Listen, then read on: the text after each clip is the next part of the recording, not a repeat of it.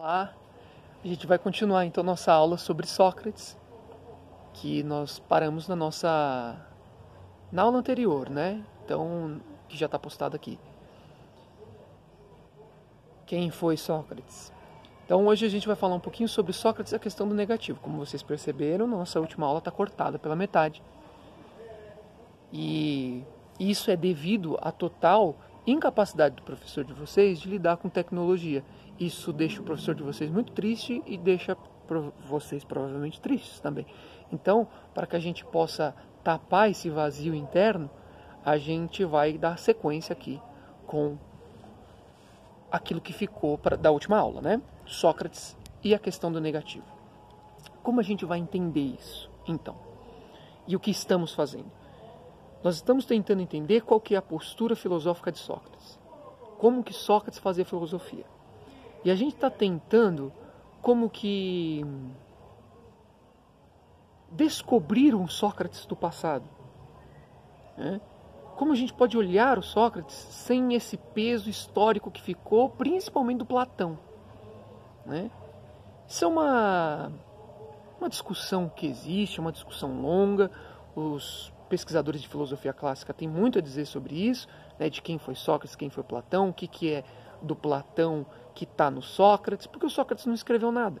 Então, se o Sócrates não escreveu nada, a gente tende a confundir o que o Sócrates falou com aquilo que o Platão falou, porque o Platão, quando filosofava, dizia que as ideias dele eram, na verdade, ideias do Sócrates.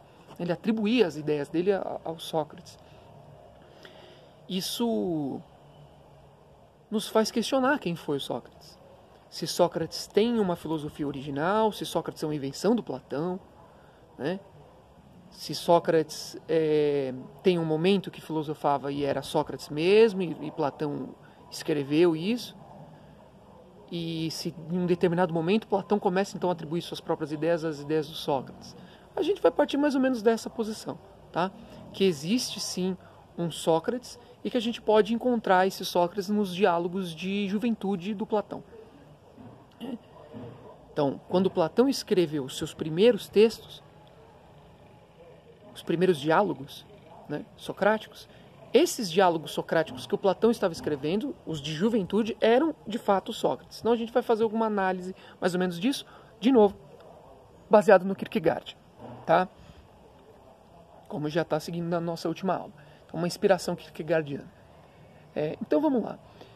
O nome da aula é Sócrates e a questão do negativo. O que significa isso? Né? O que significa essa questão do negativo? Para a gente entender isso, a gente vai ter que contrapor com a questão do positivo. Para não ficar muito extenso, vocês precisam imaginar o seguinte: a filosofia grega, o espírito grego, seja na religião, na política, na filosofia, era muito ligada à materialidade das coisas, muito ligada a um conhecimento determinado, né? Muito ligado a algo que tem uma concretude, algo que é. Né? A positividade, ela é algo determinada, determinável. Né? Então, para ficar mais claro, a gente percebe o seguinte: quando na mitologia grega, por exemplo, quando se está falando dos deuses, né, a gente não pode confundir isso com uma abstração sobre o que são os deuses, com uma coisa assim muito, muito etérea, muito de outro mundo. Isso não existia no mundo grego antigo. O que existe, na verdade, é uma ideia muito concreta de quem são os deuses. E os deuses são forças da natureza. Claro, não confundir essa ideia de natureza com a ideia moderna de natureza, né, de física, não é isso. Existe todo um encanto poético quando os gregos antigos falam sobre os deuses. É um outro tipo de apresentação que eles têm da natureza, mas é objetiva, é determinável. Né? O céu é aquilo que está ali em cima. Né? Uranus, portanto, é aquilo ali. Ó. É objetivo, positivo, eu posso falar sobre aquilo. Né? Eu posso te apontar aquilo porque aquilo é algo positivo, é algo concreto. Tudo bem? Então aqui a gente já consegue perceber já que existe um contraponto do nome da aula já e da postura do Sócrates, que é a postura de Sócrates, entre essa ideia de positivo, né, e o que o Sócrates fazia, porque o Sócrates não fazia isso. A filosofia do Sócrates não é uma filosofia que tem como foco a positividade das coisas, a determinação das coisas. Não é isso, né? Então, voltando à imagem do Sócrates, para que isso fique claro, Sócrates, ele começa a sua jornada filosófica, sua missão filosófica, quando ele recebe uma mensagem do Templo de Delfos. O Templo de Delfos era onde as pessoas, quando tinham algum problema pessoal, alguma questão pessoal, elas iam até o Templo de Delfos, o templo mais famoso que existiu na época do Sócrates, né? E por muito tempo foi um templo de grande importância. E nesse templo, então, as pessoas faziam pergunta para as pitonisas, que eram mulheres que faziam profecias, né? Tudo muito objetivo. Eu tenho um problema objetivo na minha vida, eu vou lá e pergunto para os deuses me dão a resposta. Vejam só o caráter positivo disso, né? Vejam como tem aí uma coisa muito prática. Se eu tenho uma questão a fazer para os deuses, eu vou lá e faço. E eles me respondem, né? Não é assim uma coisa cheia de sinais, de enigmas, como se Deus estivesse falando, sabe, por coisas imprevisíveis, por sonhos muito difíceis de ser interpretados. Isso existia, né? Existia sim a questão do sonho, até porque o sonho já tem uma certa positividade. Mas o que eu quero dizer é que não existe aí essa coisa silenciosa, né? Radicalmente misteriosa, que estaria mais próximo já de algo negativo. O que está aqui em jogo para os gregos, principalmente na relação com os deuses, é uma relação muito objetiva que se tinha. Pelo menos muito mais do que se tem depois do período, principalmente no período cristão e o que vai seguir no Ocidente, né? Então o que acontece? A gente vai observando que o Sócrates ele recebe uma mensagem dos deuses do Templo de Delfos. A mensagem é a seguinte. Essa mensagem foi trazida por um dos amigos dele. A mensagem é: o Sócrates é o homem mais sábio de toda a Grécia. Essa mensagem objetiva, ela chega para o Sócrates, né? Olha que mensagem. Sócrates é o homem mais sábio de toda a Grécia. Tudo bem. Sócrates então recebe essa mensagem, e depois de receber essa mensagem, que ele é o homem mais sábio de toda a Grécia, ele se questiona, ele diz: como eu posso ser o homem mais sábio de toda a Grécia se eu sei que eu não sou sábio? Ó o negativo aí. Eu sei que não. É dito que eu sou, os deuses falaram que eu sou, mas eu sei que não. O que os deuses intentavam? O que os deuses desejavam me falar com esse enigma? No diálogo que isso ocorre, um dos amigos do Sócrates fala para ele que ele não deveria questionar isso, que era a vontade dos deuses. Se os deuses estão falando, é para ele aceitar. Mas o Sócrates imediatamente ele diz que era para o amigo dele observar uma questão. Era para o amigo dele observar que na entrada do templo tinha uma mensagem. A mensagem era: conheça a ti mesmo. Então, antes de você falar com os deuses, você tinha que conhecer a ti mesmo. Essa interpretação que o Sócrates está fazendo, Nietzsche nos fala isso. Essa interpretação que o Sócrates está fazendo já é muito ofensiva para as autoridades religiosas e para o espírito grego da época. Porque o que ele está fazendo é tirar a objetividade da autoridade dos sacerdotes, dos oráculos, e colocar essa autoridade na razão. Ele está divinizando, de alguma maneira, o interior humano. Isso vai ficar mais evidente ainda em Platão. Essa origem divina da alma. A gente fala depois sobre isso. Já tem uma aulinha já para vocês, preparada. Então vejam só, não é os deuses, não é o oráculo que vai falar para mim da verdade. Porque se eu for uma pessoa ignorante, eu não vou entender o que os deuses queriam me falar. Eu não vou conseguir entender. Então eu só vou entender o que os deuses querem me falar se eu tiver conhecimento antes de receber a mensagem. Uma pessoa ignorante não consegue entender a mensagem de alguém que é extremamente sábio. Ele precisa se tornar de alguma maneira sábio para conseguir entender essa mensagem de sabedoria. Acho que aí fica um pouquinho mais interessante. Olha a inversão que ele está fazendo. Olha, essa posição que estava muito no objeto, agora vai ficando por uma coisa dentro, interior. Tem uma negatividade. Em relação a esse espírito grego, ele é o negativo. Ele é a antítese, se vocês quiserem. Pensando já um pouquinho com os termos que são usados na ideologia alemã. Ele é a antítese. Como indivíduo, ele está criando uma crise no pensamento grego. Bem verdadeiro. Então, quando a gente pensa nisso, Sócrates ele joga isso, coloca para dentro de si. Tem até a questão do daimon. Sócrates falava que existia uma voz interior dentro dele que o guiava. Dentro dele. É como se houvesse um oráculo dentro de si. O oráculo não está fora, o oráculo está dentro. Sócrates falava. Outro assunto que dá para a gente falar bastante, caso vocês tiverem desejo disso. Então, sempre é colocado essa questão dentro do indivíduo. O Sócrates ele coloca isso dentro da alma, dentro do ser humano.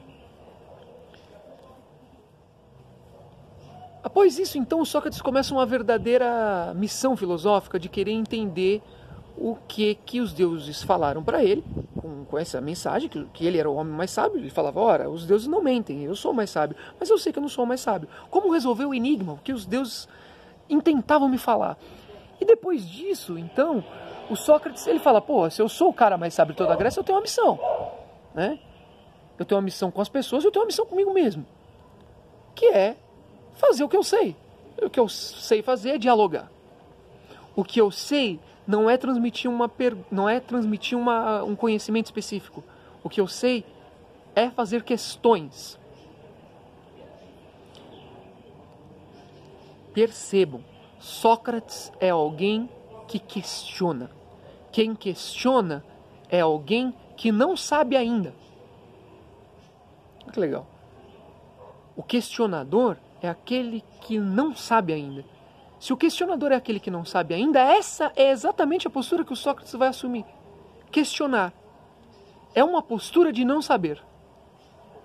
Ele não é aquele que diz, olha, vou te trazer uma verdade. E começa a fazer um discurso trazendo para as pessoas um conhecimento, de si para o outro. Não é isso. Sócrates é alguém que se coloca na posição do não saber. E a partir desse não saber, ele filosofa. Então é a partir do não. É a partir do questionamento. Isso vai acontecendo então nos primeiros diálogos do Sócrates. O Sócrates, ele sai e questiona as pessoas. Ao questionar as pessoas, ele vai percebendo uma coisa muito interessante, de que as pessoas que diziam saber alguma coisa não sabiam. E sempre nessa postura irônica dele. Então ele se coloca como o cara mais ignorante, porque não tinha nada, só tinha perguntas a fazer. Mas isso é muito irônico, porque o tempo inteiro que ele se coloca nessa posição de não saber, essa era a arma dele. Esse era o saber dele. O saber do Sócrates, já dando spoiler, era saber de que não sabia. Exatamente essa é a questão do negativo. Saber do não saber. Saber que algo falta. Saber do vazio. Então, essa postura socrática de ir filosofando com um monte de personalidades conhecidas da Grécia, ela é ameaçadora para todas essas pessoas, porque todos eles tinham conhecimento.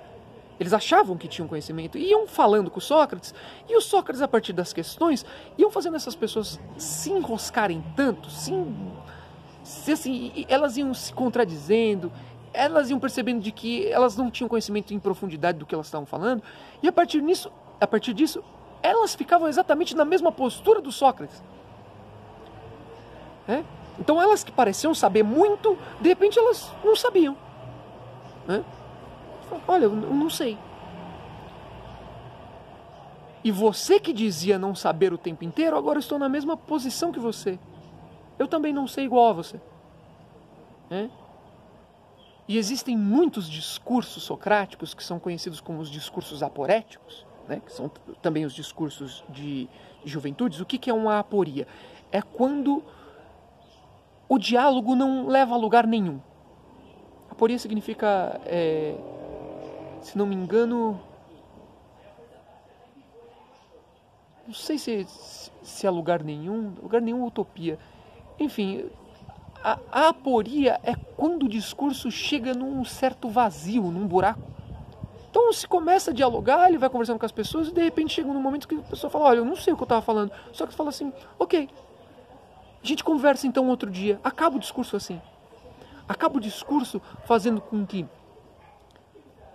a ignorância do saber, aquela pessoa que tinha um conhecimento, ela percebe que esse conhecimento se desfez e acaba aí.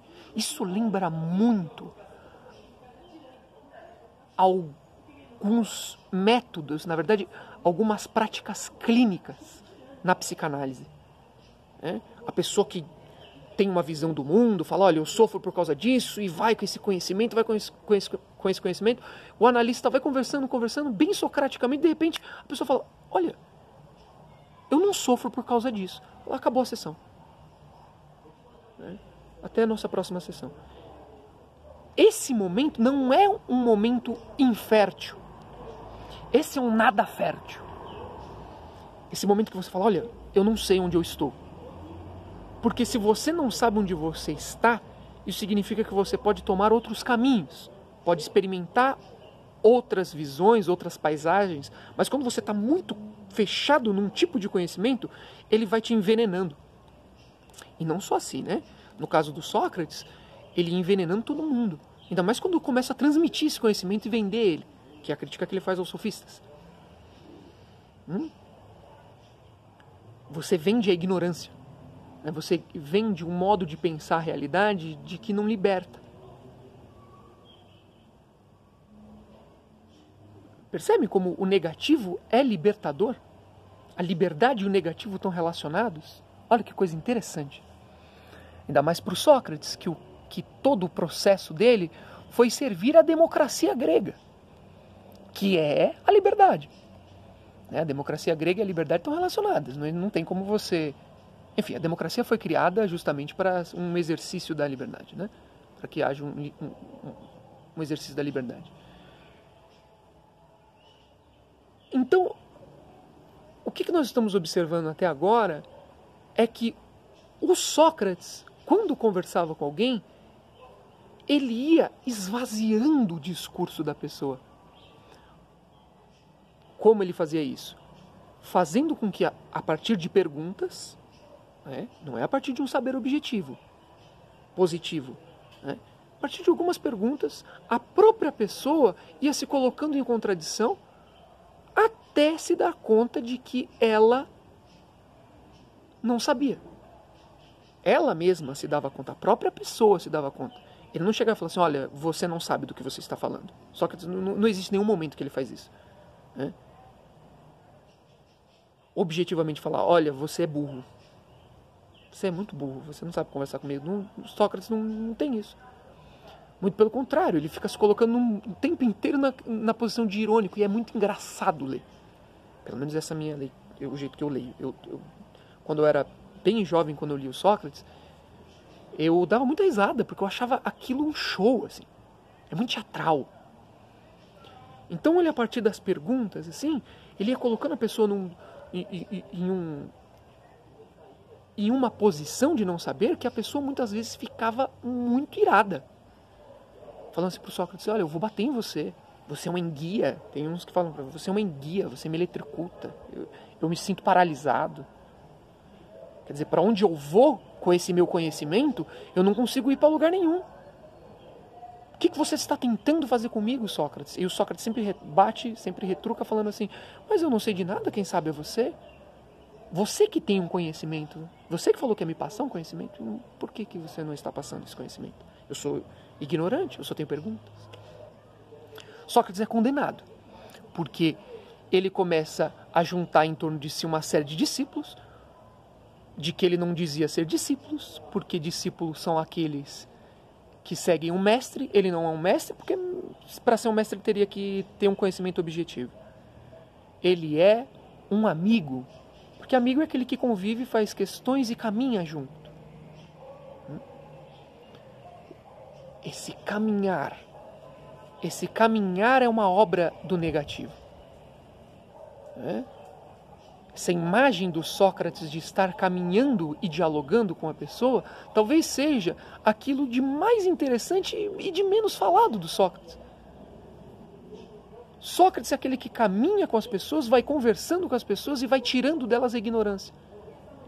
Não porque tem um conhecimento, mas que o diálogo, essa ligação de amigo que se tem, de filos, né, de semelhança, faz com que a própria pessoa vá se dando conta de que ela não sabia muito bem. Esse é o trabalho socrático.